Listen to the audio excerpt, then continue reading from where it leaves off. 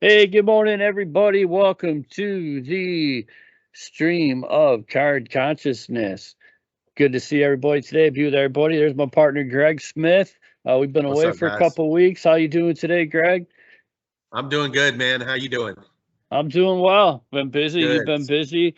I know the rumors are out there about our demise, but no, we're still here, ready to go. It's just been kind of crazy, man. It's nice to be back though, and get it back to a little bit regular program. And I know you've been busy with school, and I've got stuff Yeah. going on all the time, man.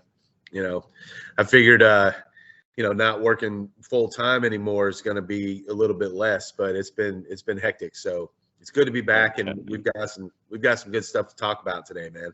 All right. Yeah. So today we are going to do following up on a suggestion on our group board. We have our own group board now. Of the top rookie cards of the junk wax era, which we have as 1987 to 93, right, Craig? Yep, exactly. All 87 right, and so 93. 87, yeah, 87 to 93 is traditionally considered the junk wax era, and we're gonna run down our top 10 cards, rookie cards, and Greg's going to go first, and he's going to go 10 through 6, and then bounce back to me. Go ahead, Greg. How about your first of your top 10? All right, and just before we start, I a lot of people I think probably would have a lot of the same cars listed in this list, and I kind of dug a little deeper, and I know you did too, just to kind of not go with what the general consensus is, and I think you guys are going to see that during this broadcast is there's a couple of them in there, but for my list, it's a little bit unconventional, and it's a little bit more what means something to me. So Very my good. number 10, I'll go ahead and start it off. My number 10 is an iconic card. It's 1993 Topps Derek Jeter. It's hard to have a list like this and not have that card be in it. I wasn't really a big collector at the time. I for reasons known to everybody, I had all my cards swiped from me. But when I first got back Yeah, into Bob 2000, at Publix. yeah, Bob, the Yeah, Publix guy. Bob, son of a SOB When I bastard. first got back into collecting, though, the Jeter was one of the first cards that it really hit me as whoa, that's something that I missed. The draft pick, the 93 set's a pretty good set. Jeter's an icon, obviously. It's just something that speaks to me. I'm a Red Sox fan, so I was never a big Jeter fan, but I do love that card. So that's my number 10. Excellent. Number 9, Barry All Bonds, right. 86 Topps traded. Um, Again, not a big Topps fan, not a big Bonds fan. He's got a Don Russ of rookies that year. That's a good card. The green one, the 86 traded though. It's such a good set, and Barry Bonds, love him or hate him, is one of the best players of all time, if not, top five really, for his accomplishments and things. And I know a lot of y'all remember when he was playing towards the end, especially. I mean, it was pitching to him was asking for trouble. So that's always been a great card. I've always liked that card. I had it when I was younger. Have it again now, obviously, and that's my number 9. I like that card. I think it's my favorite rookie of his. 87 Topps. Everybody loves that card, but that's one that I like a little bit better. So that's number 9 for me. Number 8, Oh, 1987 Topps, go Fred ahead. McGriff. Technically, is it a rookie card? I mean, you could say there's obviously an argument to be made for his 86 Dom Russ and Leaf, which are both great.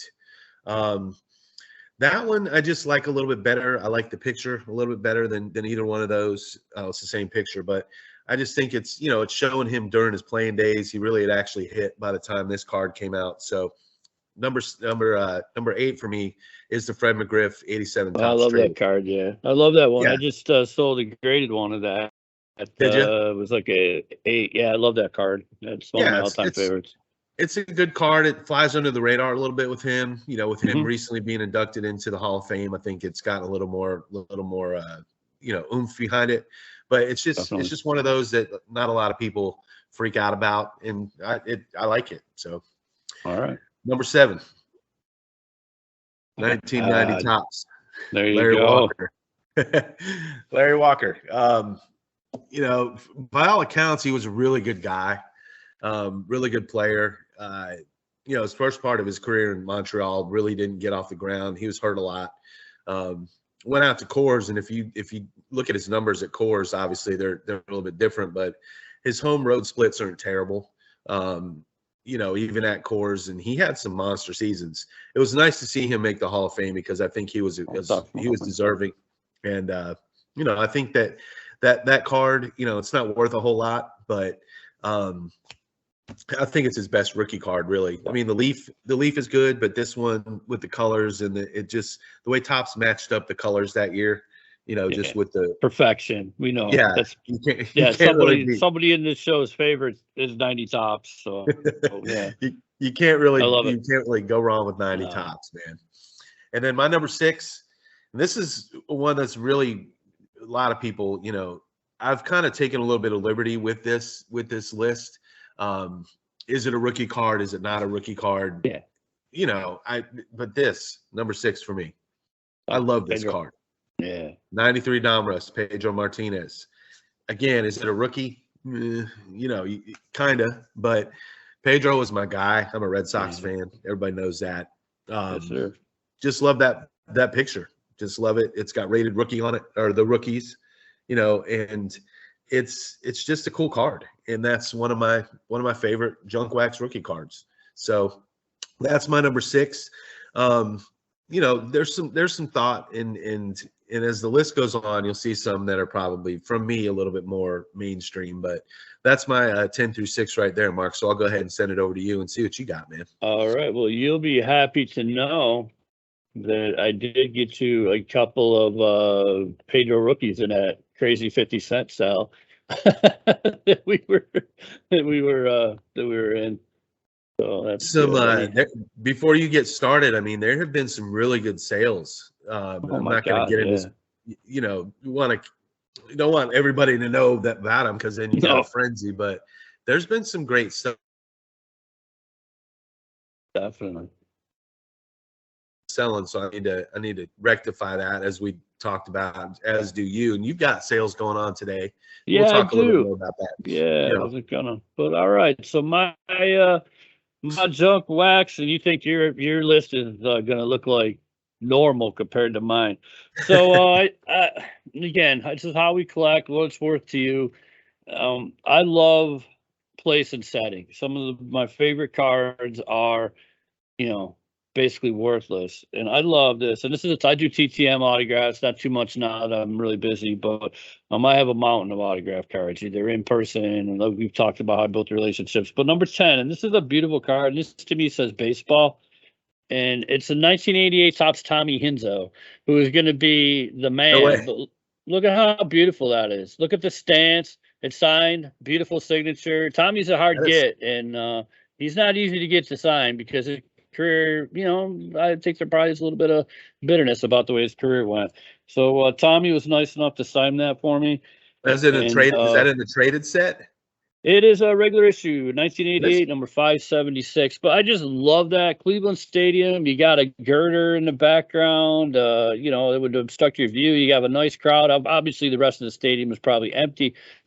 But I love the Indians growing up around Buffalo and went down to a lot of games. And I just love that Tommy Hinzo. And also, to me, it's kind of representative of potential unfulfilled, so to speak, and the expectations and the pressures that we put on people. And now being a teacher, I see it every day. The expectations upon our young people are very unrealistic. And I just love that Tommy Hinzo card. So I guarantee you that's nobody else's top 10. All right, I guarantee you this one here, number 9.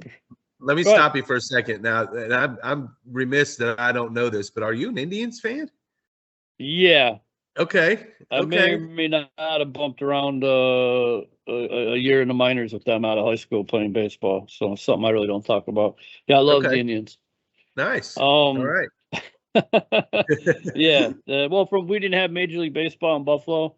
So I love the Red Sox. I hate the Yankees. And everybody Buffalo loves the Yankees. I can never understand why. So the Indians just became my team, and I ended up having some dealings with them. Didn't really work out too good. Okay, yeah, I like the Indians. The Guardians, shall we say. Yes, the Right. Guardians. I hate that name, but anyway. My number 9. And again, I've seen this guy in Buffalo. It's Tim Wakefield, 1993 Upper Yes. Deck. And being a Red Sox fan, and to me, Tim Wakefield is one of the most underappreciated and overlooked pitchers in the history of baseball. 200 wins, postseason money in the Yes, he postseason for the was. Red Sox. He was. And the way he came back and fought and battled, and this guy just Wakefield, that guy epitomizes toughness to me. Don't quit, don't give up, just keep balling. So You number know, he went to 9, O'Galley High School, right? yeah, Did you yeah, know that? Yeah. I like it. Galley, right in Melbourne, Yep, the I pride like of it, man. Melbourne. I like your list so far. This is All great. right, I'm glad. And again, here's another one. Greg picked a 90. This is my number 8 card. It's a shame it's dark. The photo is dark, but Larry Walker, the score, the 1990 score rookie card. Yes. I mean, even you take it out of the thing, it gets even darker. It's yeah, I love that shot. Uh, that batting, it almost is reminiscent of a Dawson to me, an Andre Dawson. You got that beautiful Expos uniform, you got the blue border of the card, you got a beautiful batting stance there. So I love that card. That is a nice Uh, one. yeah, you're gonna know I'm an Indians fan now. And to me, nobody was as fierce and as badass as Mr. Joey Albert Bell. And that is my number 7, 90 tops. He had a stretch of 8, 9 years that is incomparable. The injuries Yeah, and probably the roids took their toll, and but you put his numbers up against anybody, and I was glad to see that Mr. Joey Albert Bell did get consideration for the Hall of Fame this year from that Special Veterans Committee or whatever that was. That got put McGriffin. I was really happy to see him get that recognition because he was just something else. He was amazing. And I have a bunch of baseballs and things signed by him. My interactions with him, awesome. Other yeah. people, not so much. So I love His that. That's my number 7. Yeah, you're right about And that stretch he had too, Mark. I mean, he was, if you look at his my numbers, oh my God, God. yeah, like Manny. It was like Manny and him, or just the Yeah, numbers were comparable and insane, and just yeah. insane. And I don't think I'm not sure about the steroids with him. He was, I sort of assumed, but I don't think he was prominently mentioned in any of that. His problem was just he's kind of a violent dude. Yeah. Yeah, he was. And He couldn't keep his yeah, mouth shut and quit throwing no, stuff at fans and stuff. That yeah, might he's have helped his crazy. case. Exactly. And so my number 6, and we're going to bounce back to Greg, is the 87 tops Barry Larkin. Okay. I love that. I just picked up a nice graded one in the cell that I have, but I love the 87 tops Barry Larkin. To me, he's grown on me. Underappreciated what he did in his career, I think. And you could get that card for 50 cents, 75 cents. And I mean, we got the Mad Max going on Sundays here in where I live. It's like the Road Warrior out there. They get after it on their motorcycles. So that's my number 6. Yeah, yeah, and I agree with you on Larkin. I think he doesn't get nearly the recognition, junk wax obviously, but I mean, for that to be a 50-cent card and the Donruss to be maybe be $1, Mhm. that doesn't really, it should be more than that. And he flies under the radar, I think. Unfortunately for him, but he's a great player. He got 3,000 hits, didn't he? Close Larkin. I think he ended up like 2,800. I'll Yeah. look that up. Yeah. Okay. Well, you can Well, start on yours. yeah, I'm gonna go on to my number 5. And that one got a couple of these. Oh, there you go. Bo. I just love this set. This card, number 5 for me. It just 87 Flair brings back so many memories. Really, the 87 run of cards. I was 16, 17 years old, really kind of struggling with, hey, should I really still be doing this? In the high school All right. years. And that was the last year I lived in St. Petersburg. I graduated high school, and whenever I look at 87 cards, that really brings me back, to that time. and I've always loved that Bo Jackson card. Anybody I know that's you old enough, do. yeah, anybody. Well, I left the tops out. I'm kind of tops out, but anytime anybody that's old enough to remember how good Bo was at the time and how famous he was, really, culturally, that you have to have him on that list at least once, in my opinion. So, And do you think it's safe to say he was the Michael Jordan level really of impact of fame? yeah, I think so. He was on that Michael Jordan level. I mean, people that weren't alive or were younger then don't understand. I mean, Bo was just, my God, him and Jordan there was nobody else. well, and it really, his big heyday was really from like 89 to 91, probably, Bo. And Michael wasn't Michael until really doing they beat baseball. until he beat the Lakers in the first finals and the 92 Olympics. And then Jordan was, he was famous, but Bo was everywhere. So, yeah, Bo knows, and the Nike commercials and all the famous people. So yeah, most people that watch this are probably old enough to remember that. But if you're not, it really was something, and it's a shame that obviously that game against the Bengals that happened. Yeah, and then they played Buffalo next and got smoked, and we went to the Super Bowl. Did. Buffalo was smoking everybody back in the day, man. So that's my number 5, but it's fun to reminisce about Bo because he was a meteor for sure. All right, so number 4 for me, and I know you don't love this card. We talked about it a little bit yesterday. Upper Deck, Chipper Jones. Yep. He's got a lot of rookies. This one, to me, I like the draft pick card to Topps, but this one here, it's got an action shot. It's got an actual Braves uniform. I just like it. I like this card better than his other rookies. To me, the Bowman and the score are both kind of weird. It was super sweaty and kind of weird. Especially the score.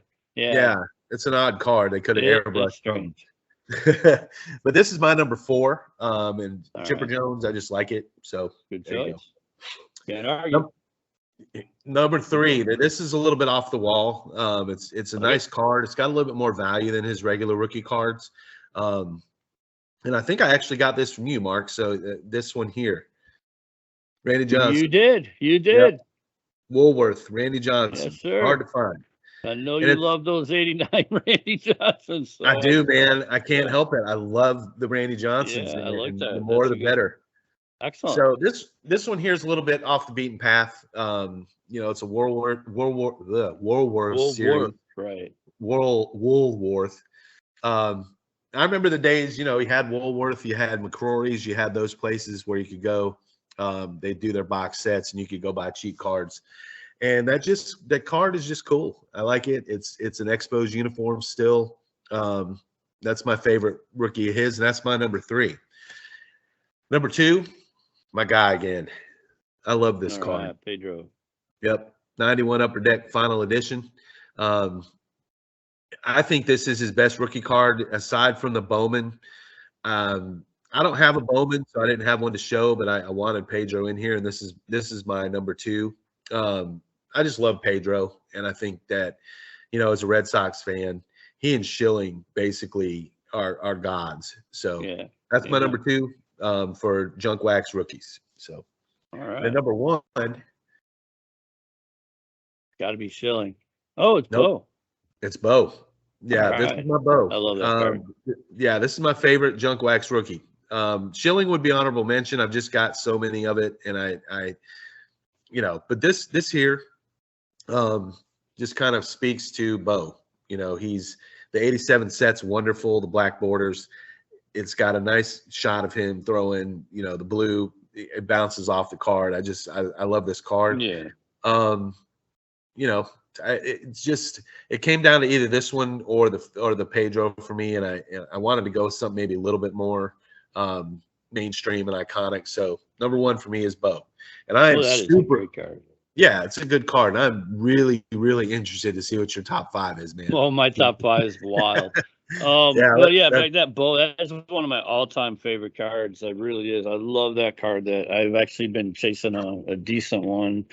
That's not those. You get past like a but graded 7, they get a little expensive. Yes, they do. All And right.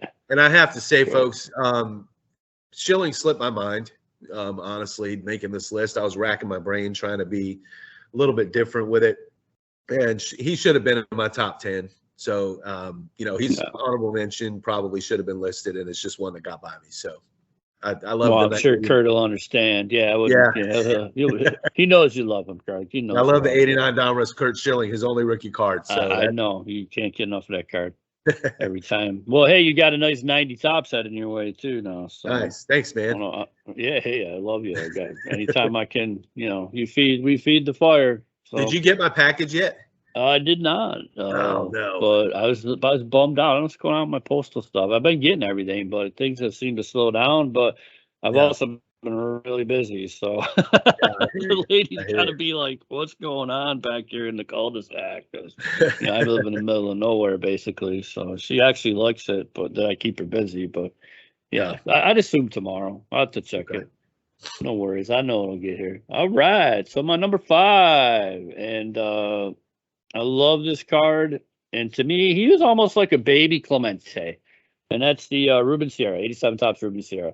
Yeah. I love the follow through, the shot, again, I'm more into place and settings. And, I would rather have a card like this that's worth nothing than boring, like a greasy Chipper Jones headshot, right? So I love that, the 87 Topps Ruben Sierra. And, another unfulfilled promise, so to speak, had a nice career, but for 5 or 6 years, there was nobody as good as Ruben Sierra. He was amazing. And I know you like him too, Greg. Yeah, absolutely. All right. My number 4. I love this guy. This guy, he's a hell of a nice guy. You send to Puerto Rico to have him sign something, he will sign it and get it back to you. And I always ask him to keep the extras, and he does. And another guy that, the roids on it, but if you look at the numbers, but this is the reverse negative, Juan Gonzalez, the 1990 Donruss. I love that card.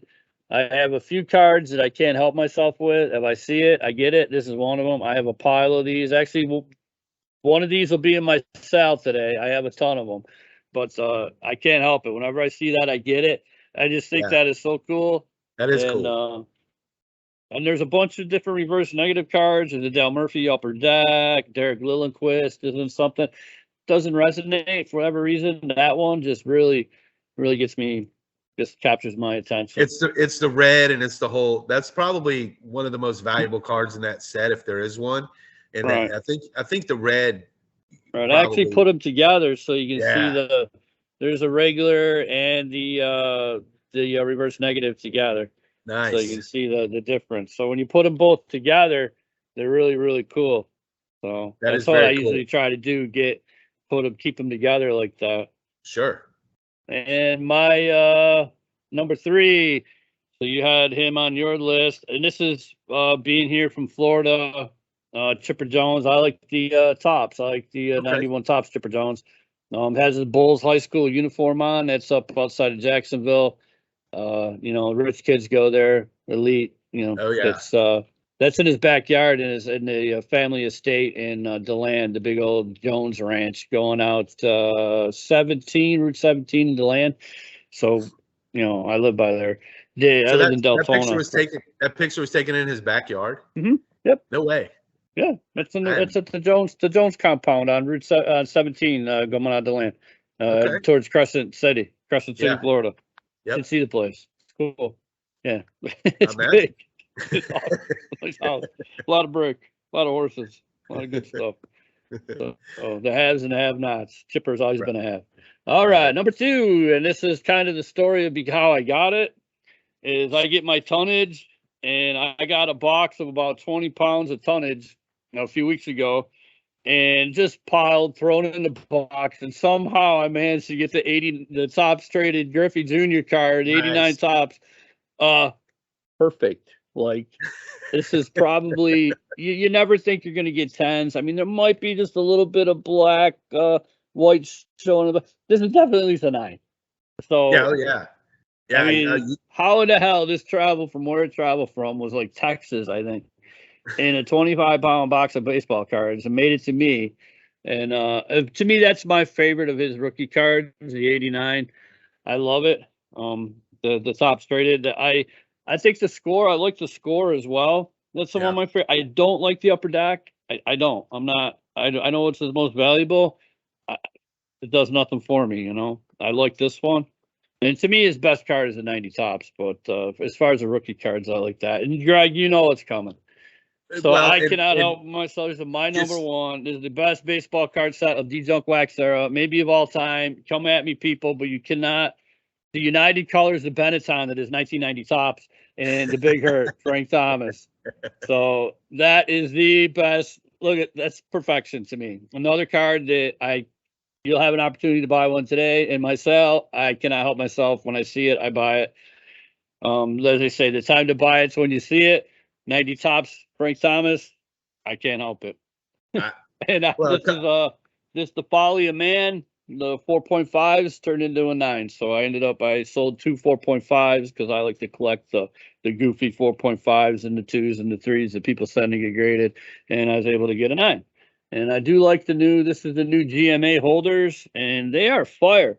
I mean, I know it's not considered again, you buy what you like, you collect what you like.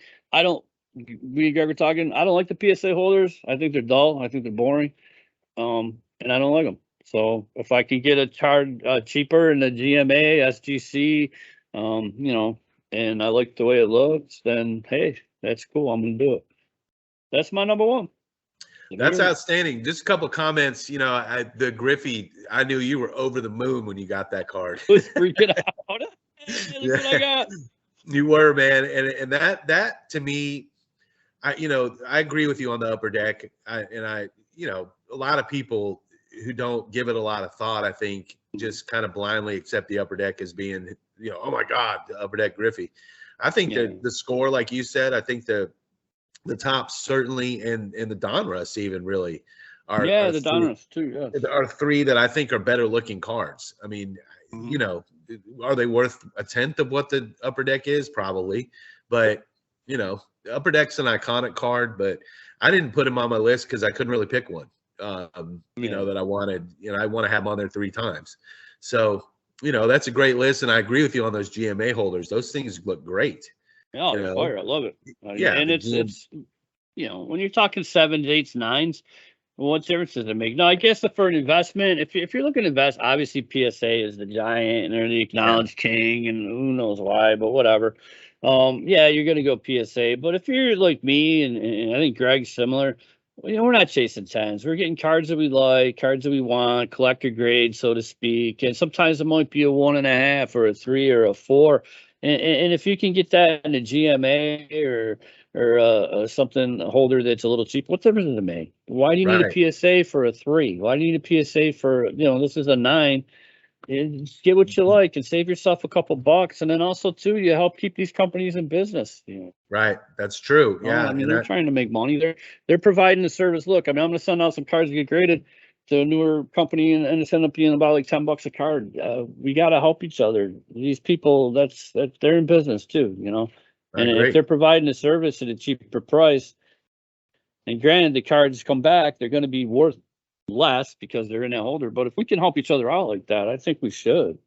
I agree with you. I think that's a good point. I think people get caught up. I think part of the reason, the main reason really that drives PSA still really is the registry, and I don't really have any plans on ever participating in any of that. So like you said, I mean, if I'm looking for something PC, it doesn't really matter what holder it's in. I'm looking for the protection, and I think, as long as it looks good. I mean, SGC, I think, blows everybody out of the water in aesthetics. Definitely. In a GMA, that's a nice slab. The new CSG slabs are really good. That green wasn't really doing it for me, but now that they've added the black in with the green, I think that's a good step in the right direction for them. I got a couple yesterday. You showed what you got, a couple of 7s that Carlton Fisk and that the Larkin. And the Larkin, and I got a Ripken Tops, and then the rookie, and then I bought an 80 Willie Stargell PS. It was PSA. I bought a PSA 7. It was $10. So I'm Right, like, great. okay, and I loved Willie Stargell. I thought his stance was great. So good points you make about the grading, and if it's not something you're looking to really be high dollar with, or if it's just Yeah. something you're looking to send in and get encapsulated, a lot of those companies really make a lot of sense. So that made a lot of sense, and I'm glad you said that. And you can So get them cheaper, and you can't look at the. I have a Wade Boggs in a 6. I don't know what's wrong with it. It's beautiful. Don't look at the yeah, number. Look at the card. I got that thing for like $10, and it's there's obviously there's a defect there. I can't see it. Whatever. yeah, Who cares? It's beautiful. It's a Wade Boggs rookie, the 83 tops, yeah, and it's amazing. So that's I just think we need to kind of do that a little more. You make a good point about the registry, and it's all that is the what swinging contest. But people look at me, mine's bigger, mine's better, yada yada. Look at me, I'm a big yeah, old freaking elephant trunk, and that's all it is, and that's it. That's what the registry is for the most part. You listen to the one dude show, the gold, whatever, vintage cardboard, and it's just look at me, self glossed. I think that not everybody's like that, but for the majority, it's just competition, one-upsmanship. There's a lot of that in this hobby. We see it every day. We hear it yeah, every day. Anytime you make the slightest little mistake in a description, somebody's gonna jump on you and point it out because they got to be the smartest guy in the room. right, Anytime that you try to thank somebody and just be kind, or just somebody's got to jump on you and show their 14,000 freaking Carl Yastrzemski cards. And that's just, to me, enough of that. And I know I'm getting on a bit of a rant, but the last few days, man, I've seen some. I'm not gonna say we almost had to believe me. My kids in school watch this, so I've seen some commentary on a few of the sites that we participate on, Greg, that just made me want to just throw my friggin' computer, because it's like, really, you're picking on one of the kindest, most awesome people I know, because he slipped up on a year. You're yeah, overwhelming this guy with your pictures of your cards. This guy's happy that he finally got this card, and you got to show him your 37 of it. To me, it yeah, just sucks. I mean, that's yeah, just the dark side of the hobby, so to speak. And I'm glad right. that we do have our own group, our own stream of card consciousness group on Facebook, because there's none of that in there. Yeah, We're it's all in been the shared right, right. mindset. Yeah, it's been good, and I think ties along in well with the show. I mean, I'm not trying to beat anybody over the head. We're not, with the show. We're just having a good Mm-mm. time with it, and I think All right. that's been, just an outlet for some people. You don't really want to talk about the stuff we talk about in the sales groups, No. obviously, because they clog everything up. But it's been nice to see the participation in that Facebook group, and like you said, I mean, I can't tell you how many times I've made comments in some of the groups, and like you said, people just instantly flexing, and I'm like, come on, guys, Look yeah. at me. Well, and I do understand, because people collect, and then they have all this stuff, and it's really limited on who you can show and who will appreciate what you have. But time and place, guys, if there's something, if you want to create a post saying, hey, look at me, I've got all these, just it doesn't have to be on somebody else's dime. Man, So leave Greg that's my only thing alone. with it. Leave Yeah, Greg exactly. alone. Yeah, Oh man. I mean, I get wanting to show off what you got, and I do understand that, but it doesn't have to be the way that a lot of people do it. So I agree with you there. You got any, I know you and I both have commented before we started talking. We both have been buying quite a bit lately, and some really good sales. I've got some sales going on today, and for the last couple of days, I've got a couple auctions heading to here soon. And I know you do too. And I'm interested to see, because you've been accumulating a lot, and I'm interested to see what you got, because I may be jumping right back in the pool. But Might be time to get in the pool. The pool right there. any special shout outs you have this week, man, or anything? Yeah, I do have a few. Richard Kavorka, man. I mean, appreciate him.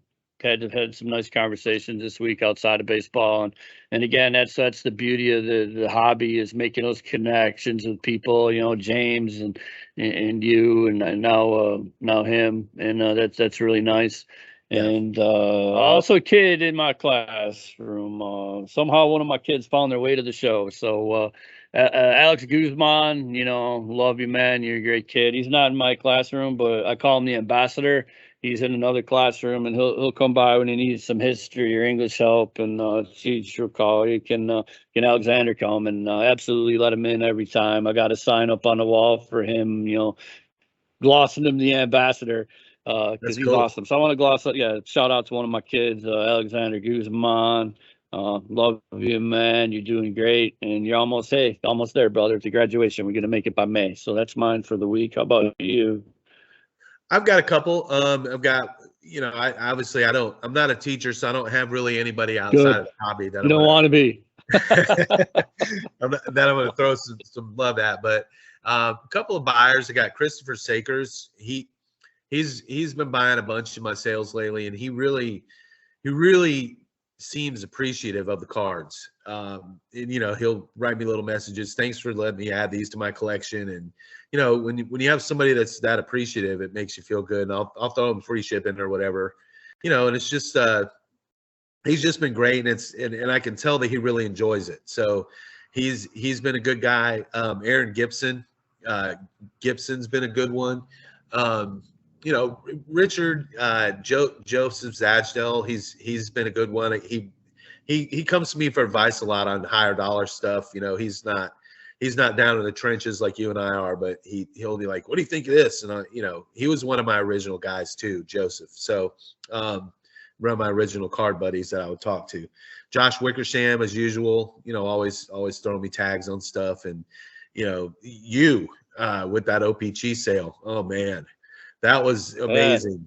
Yeah, that was amazing. I saw it. I was at work. I happened to be at some time in work in the classroom, and so I got to get this to Greg because I know that's your jam. We did all right there. We wilded up. We were the Wilds. Yeah, me and Greg, we're not going to name it. We're trying to, we got a couple little spots that we want to keep to ourselves. I mean, you can all go on Goodwill if you want. I get my tonnage there. There's plenty to go around, but there's a few places we kind of keep to ourselves, and that'll be one of them. But yeah, there's an old peachy style. And we went in like a couple of wells. We were just, gonna take this, gonna take that. And it was the middle of the afternoon too. It was a weird time. So we were able to get in there and well, and he had a couple guys asking way too many questions about stuff. And I was just like, I don't care how the back looks. At that price, I'm in. Let's go. So we just zoomed in right on.